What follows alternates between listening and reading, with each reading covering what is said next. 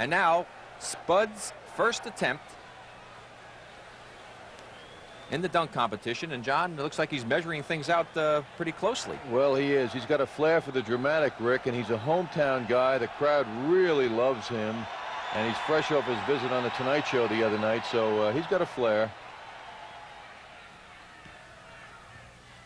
Oh! John, that ball looked like it hit Spud and came out. That's what he's saying. It hit him in the head, I think, and bounced back out of the basket. It looked like it. He didn't make the shot, though. Let's take a look at the replay. Here it is.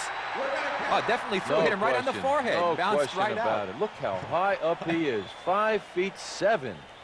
The littlest man in the competition, and his score 46 points. So Spud Webb gets things off to a flying start. His teammate Dominique Wilkins, defending champion, congratulating him.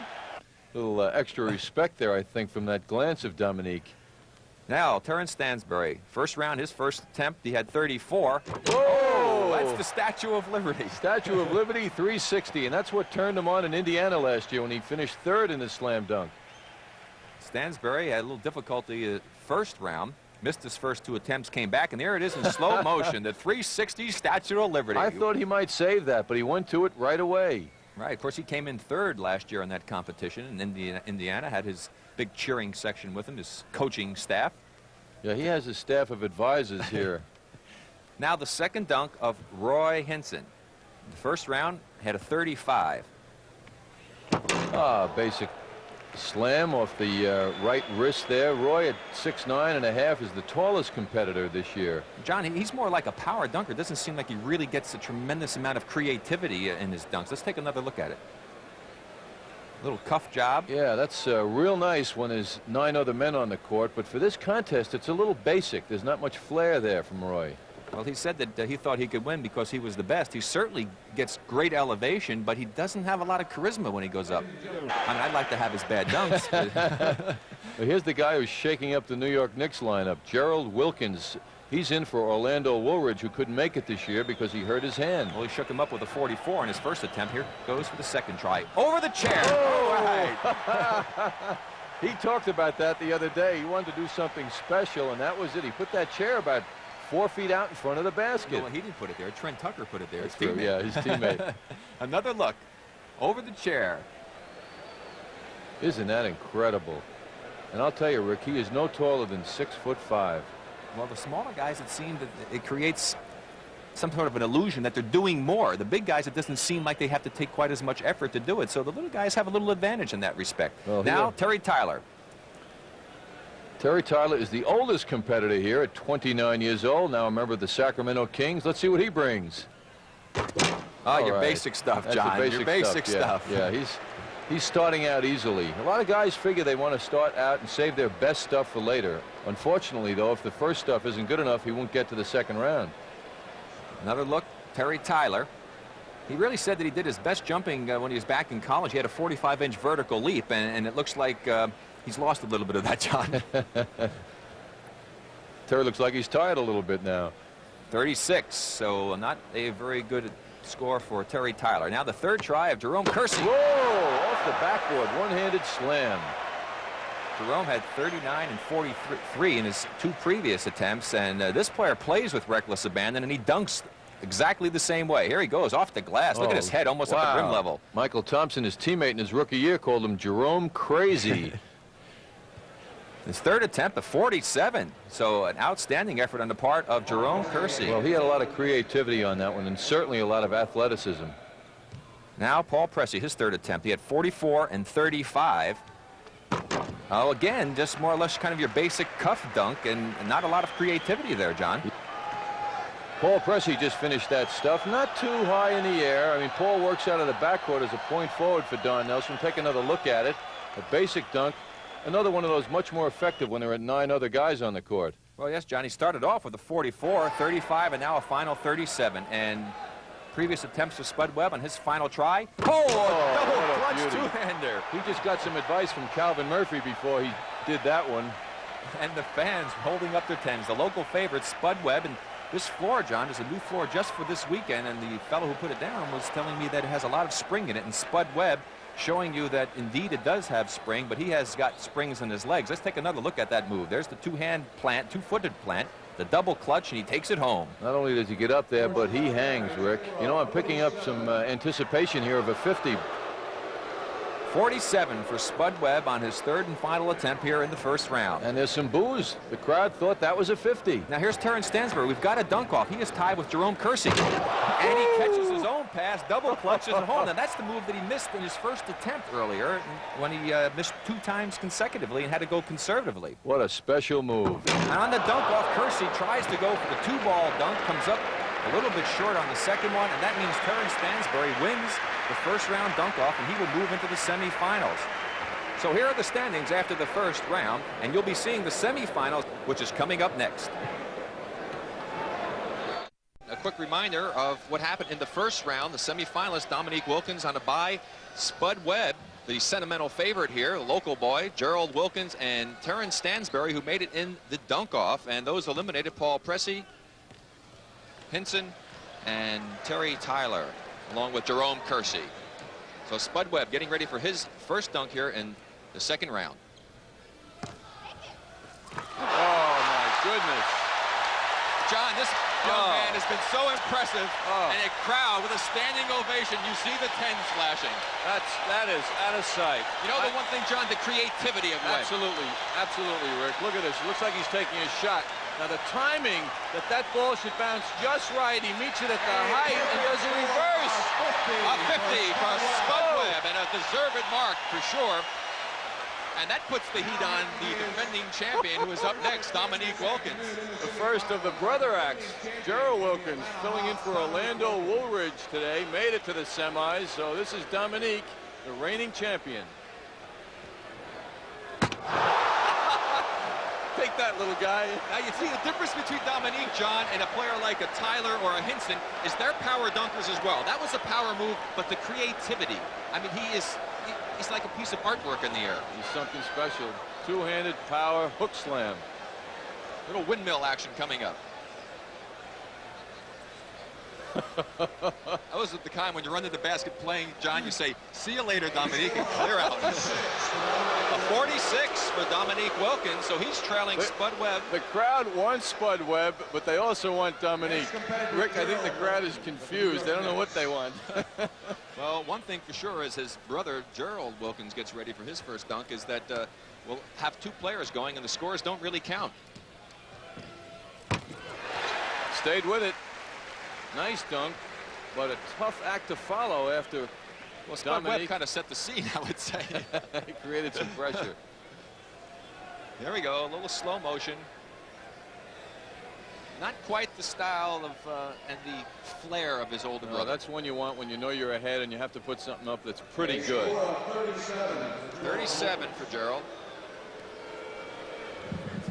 And Terence Stansbury, of course, we mentioned the surprise of last year's competition on his home floor in Indianapolis. You can see that he's still, of course, you know, carrying that entourage along with him.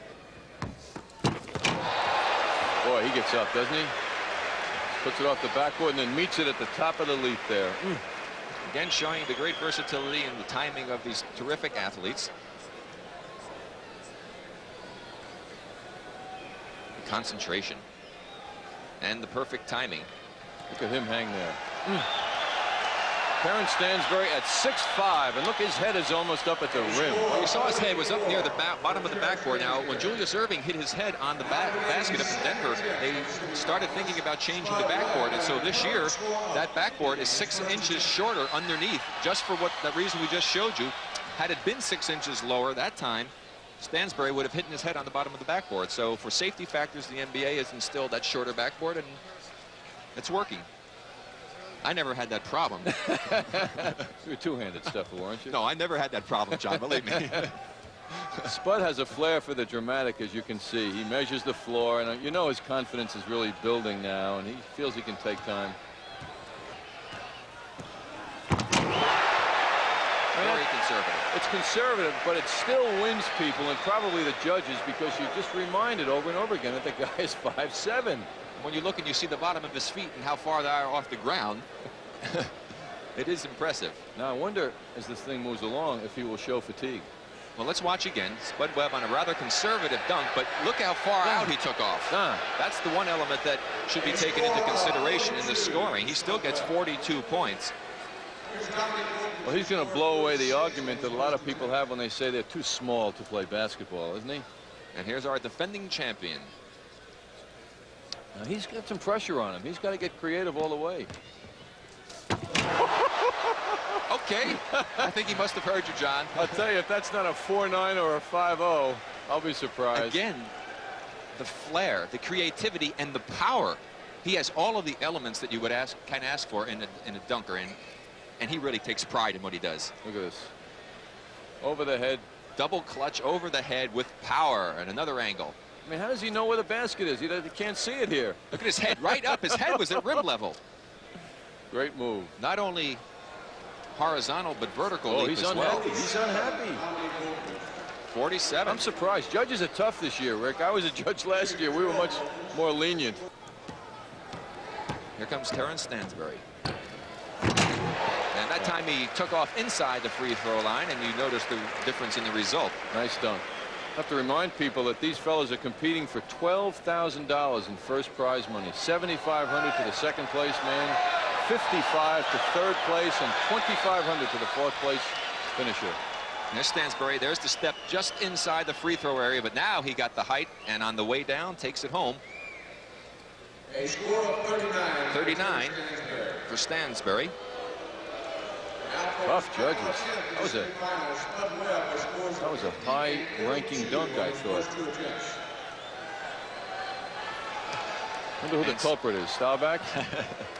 I don't know. Bill Russell keeps waving a finger at Sad Sanders. Let's see what Spud comes up with.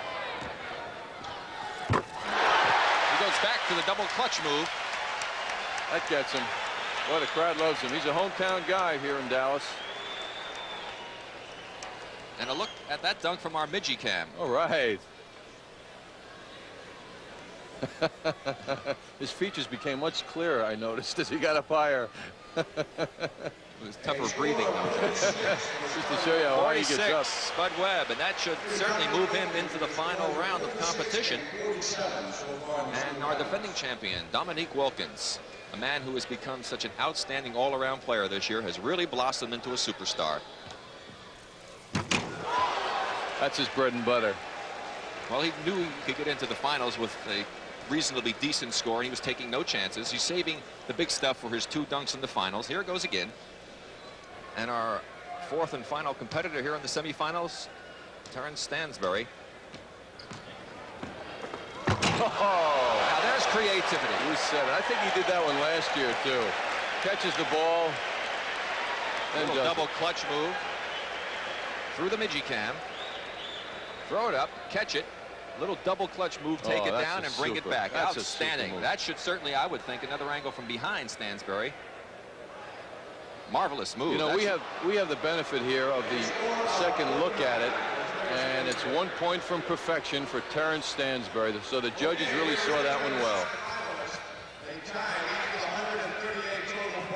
With totals of 138 points, our 2 finalists are defending, well, first Spud Webb, the local favorite, from the Dallas area, and the defending champion, Dominique Wilkins. So it's an Atlanta Hawk final. Isn't that great? Boy, that goes along with their season, doesn't it? And then John and I will be back later with the finals of the Slam Dunk Championship. John, this is it. The moment everyone's been waiting for, to select the champion of the Slam Dunk this year, the Gatorade Slam Dunk, Spud Webb. Now, what do you think of his chances? Well, I think they've improved greatly. Now, 2 dunks on the final round instead of 3.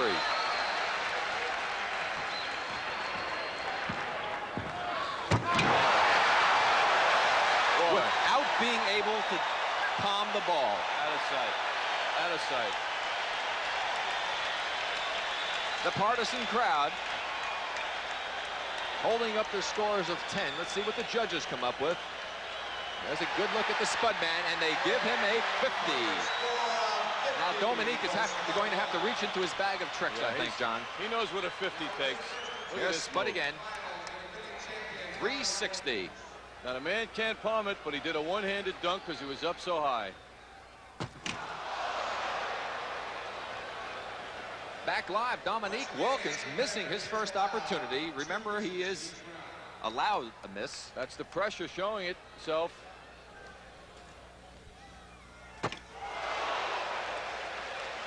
Now, that was a 360 move that was rather impressive also. Heck of a dunk. But, you know, the crowd has to influence the judging. I just feel that. And that's a great one. And that's a 50 in many situations. Well, let's see what the judges come up with. Let's see if they take into account that he did miss the first time. Oh, they didn't, John. Right. Well, you hit that one right on the head, John. You see, the judges weren't affected by the lack of crowd response to Dominique. Let's see if Spud goes for the fake shot, the long fall that he did in the second round. Final dunk now.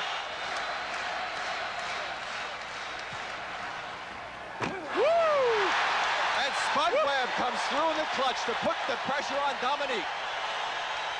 This is so great. I mean, here's a couple of teammates. They live together for 7-8 months a year, and now they're going at each other. Great feeling. And another 50 for Spud Webb. Now the pressure's on the judges. Dominique Wilkins. Do or die right here. I don't think so, John. That was impressive, but I don't think that was 50. I bet a 50. I want a dunk off. I want a sudden dunk. Sudden dunk. The judges, I'm telling you, the judges had more pressure on that than Dominique, because you know he's going to deliver something. Look at that. I think Spud's going to win. The judges are dying over there. I don't think that dunk by Dominique was a 50. Let's see what happens as the crowd chants Spud. It's like the Olympics.